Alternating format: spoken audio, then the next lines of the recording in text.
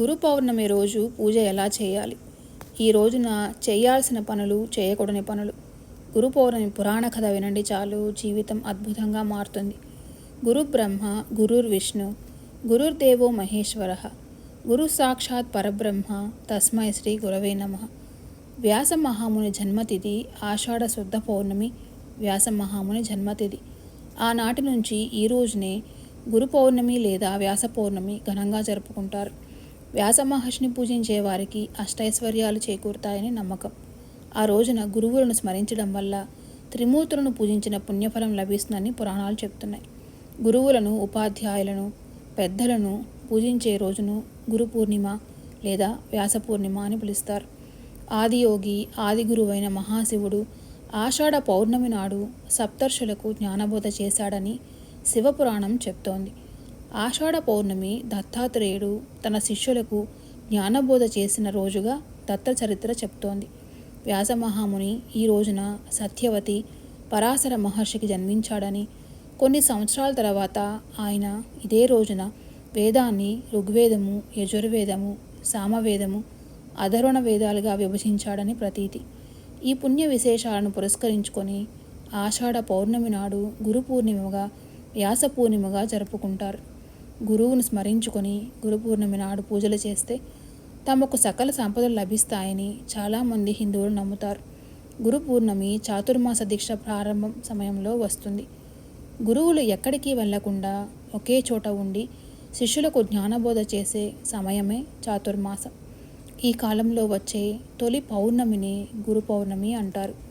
గురు పౌర్ణమి ఈ సమయంలో తమకు సమీపంగా నివసిస్తున్న తపస్సంపన్నులను సమీపించి పూజించి, జ్ఞానించి సాధించే ఆచారానికి గురు పౌర్ణమి ప్రతీకగా నిలుస్తుంది. ఈ రోజున గురు పూజోత్సవం జరిపి గురువులకు కానుకలు, బహుమతులు సమర్పించి వారిని సత్కరించి వారి ఆశీర్వాదాలు తీసుకుంటారు. గురు పూర్ణమి రోజున తెల్లవారుజామున నిద్రలేచి తలస్నానం చేసి పూజకు ఏర్పాటు చేసుకోవాలి. ఈరోజు ప్రత్యేకమైన రోజు కాబట్టి తెల్లవారుజామున పూజలు చేయటంలో మీకు ఎలాంటి ఇబ్బంది కలగకుండా పూజా సామాగ్రి, పూలు, మాలలు, తాంబూలం వంటి ఇతర పూజా వస్తువులను ఒకరోజు ముందుగానే ఏర్పాటు చేసుకోవాలి. అనంతరం మీ గురువుగారి దగ్గరికి వెళ్ళి ఆయన పాదాలు కడిగి తర్వాత ఆయనకు పూజ చేసి మీ శక్తి కొలది పండ్లు, పూలు, స్వీట్లు, డబ్బు మొదలైన వాటిని సమర్పించాలి. ఈ రోజున చేయవలసిన పనులు: గురు పూర్ణమి రోజున లక్ష్మీనారాయణ ఆలయంలో కొబ్బరికాయను కొట్టండి. ఈ రోజున విష్ణువును పూజించి మీ శక్తి మేరకు దానం చేయండి. ఈ రోజున పసుపు మిఠాయిలు, వస్త్రాలు దానం చేస్తే మంచిది. ఇలా చేయటం వల్ల జాతకంలో గురుదోషం తొలగిపోయి అదృష్టం కలిసి వస్తుంది. మీకు డబ్బుకు లోటు లేకుండా ఉండాలంటే గురు పూర్ణమి నాడు అవసరమైన వారికి శనగపప్పును దానం చేయండి. చదువులో విజయం సాధించాలంటే గురు పూర్ణమి రోజున గోవును పూజించండి. ఈ రోజున భగవద్గీతను పఠించడం ఎంతో మంచిది. గురు పూర్ణమి రోజున మీ గురువును పూజించి ఆయన ఆశీర్వాదం తీసుకోండి. వారికి పసుపు బట్టలు దానం చేయండి. ఇలా చేయడం వల్ల అదృష్టం మీ తలుపు తడుతుంది. పౌర్ణమి రోజున కొన్ని పనులు చేయడం ద్వారా సంపదలకు దేవత అయిన లక్ష్మీదేవిని ప్రసన్నం చేసుకోవచ్చు. దీనికోసం ఒక కుండలో మంచినీటిని తీసుకొని రావి చెట్టుకు ఆ నీటిని సమర్పించండి. ఇలా చేయడం వల్ల లక్ష్మీదేవి అనుగ్రహం లభిస్తుందని చెప్తారు. సాయంత్రం వేళల్లో భార్యాభర్తలు కలిసి చంద్రుని దర్శనం చేసుకొని పూజిస్తే వారి దాంపత్య జీవితంలో ఆటంకాలు తొలగిపోతాయి. పౌర్ణమి సాయంత్రం తులసి మొక్క ముందు ఆవు నెయ్యి దీపం వెలిగించడం వలన అదృష్టం కలిసి వస్తుంది. పౌర్ణమి నాడు దానం చేయటం చాలా శ్రేయస్కరం. పౌర్ణమి రోజున చేయకూడని పనులు: ఈ రోజున ఇంటికి వచ్చిన బిచ్చగాలను కూడా ఖాళీ చేతులతో తిరిగి పంపించకూడదు. హిందూ మతంలో దాతృత్వానికి ప్రత్యేక ప్రాముఖ్యత ఉంది.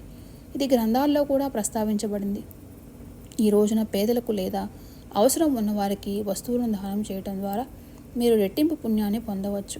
అలాగే ఇంటికి వచ్చే వ్యక్తికి ఏదైనా దానం చేయండి. పౌర్ణమి రోజున వృద్ధులను లేదా స్త్రీలను పొరపాటున కూడా అవమానించకూడదు. వాస్తవానికి గురు పౌర్ణమి మీ పెద్దలను గౌరవించాలని మీకు బోధిస్తోంది. అయితే ఈ రోజున పెద్దలను అవమానించే వైఖరి మీకు ఉంటే సాధారణ జీవితంలో ఈ చర్యలు హానికరాన్ని కలుగజేస్తాయి.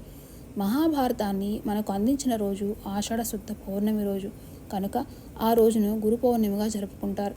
ఎంతో పవిత్రమైన ఈ గురు పౌర్ణమి రోజు గురువు అనుగ్రహం పొందాలంటే ప్రత్యేకమైన పూజలు, హోమాలు చేయటం, దాన ధర్మాలు చేయడం ద్వారా గురు అనుగ్రహం మనపై ఉంటుంది.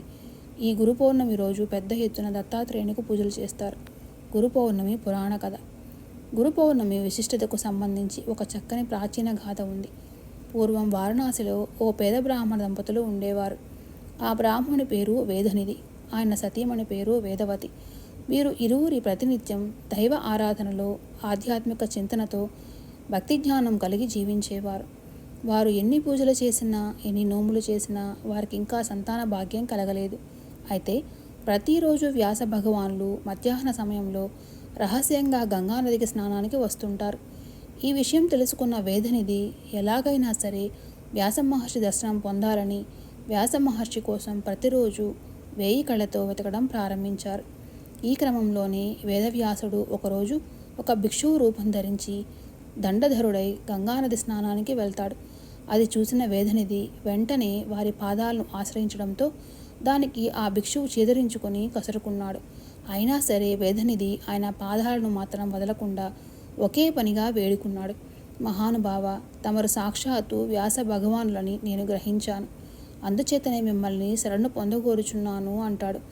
వేదనిధి మాటలు విన్న ఆ భిక్షువు గంగానది ఒడ్డు వైపునకు నలుదిశలా చూస్తూ ఇంకా తనను ఎవరైనా చూస్తున్నారేమోనని భావించి అటు పిమ్మట వెంటనే వేదనిధిని ఆప్యాయంగా చేరతీశాడు. ఆ తర్వాత వేదనిధిని ఏమి కావాలో కోరుకోమన్నాడు.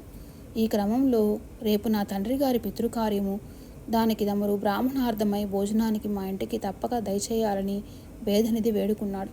అందుకు ఆ మహర్షి వేదనిధి ఆహ్వానాన్ని అంగీకరించడంతో వ్యాసుడిని కలిసిన సంతోషంతో ఇంటికి చేరుకున్న వేదనిధి తన దంపతులు మహర్షిని సాదరంగా లోనికి ఆహ్వానించి అతిథి సత్కారం చేసి పూజలు చేసి ఆ తర్వాత దేవతార్చనకు తులసి దళాలు, పుష్పాలను సిద్ధం చేశారు. వారి పూజ అనంతరం ఎంతో శుచిగా వంటకాలను సిద్ధపరిచి శ్రాద్ధావిధులను విధి విధానంగా నిర్వహించారు. అనంతరం ఆ దంపతులు ఆ వ్యాస భగవానికి సాష్టాంగ నమస్కారం చేస్తారు.